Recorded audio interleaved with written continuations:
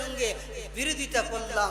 আর যে বা যারা নাকি আল্লাহর বিধানের সঙ্গে বিরোধিতা করবে, আল্লাহ রাব্বুল আলামিন বলেন যে আমি তাদেরকে জাহান্নামের আগুনের মধ্যে জ্বালাইব। নাউজুবিল্লাহ।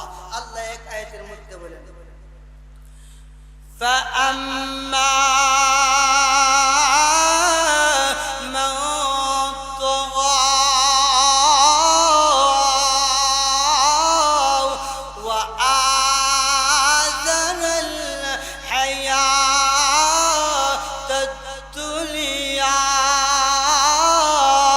আল্লাহ ডাক দিয়া বলেন, ও দুনিয়ার মানুষ শুনো, যারা নাকি সীমা লঙ্ঘন করবে, সীমা লঙ্ঘন করবে, আমি আল্লাহর সঙ্গে বিরোধিতা করবে, ওয়া আসরাল হায়াতাদ দুনিয়া, এবং দুনিয়াকে প্রাধান্য দিবে, আখিরাতকে প্রাধান্য দিবে না।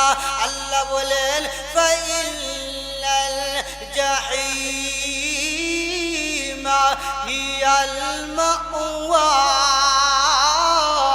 তাদের ঠিকানা হবে আল্লাহর তরি জান্নাত।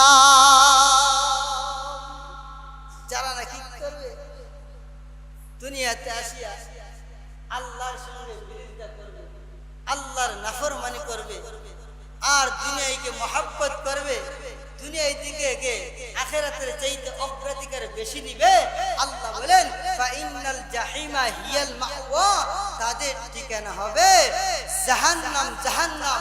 অথচ এক আয়াতের মধ্যে আল্লাহ বলেন, ও দুনিয়ার মানুষ, তুমি কেমনে আমি আল্লাহর সঙ্গে নাফরমানি করো? কেমনে করো? আমি আল্লাহ তোমাকে বানাই না? এক সময় তোমার নাম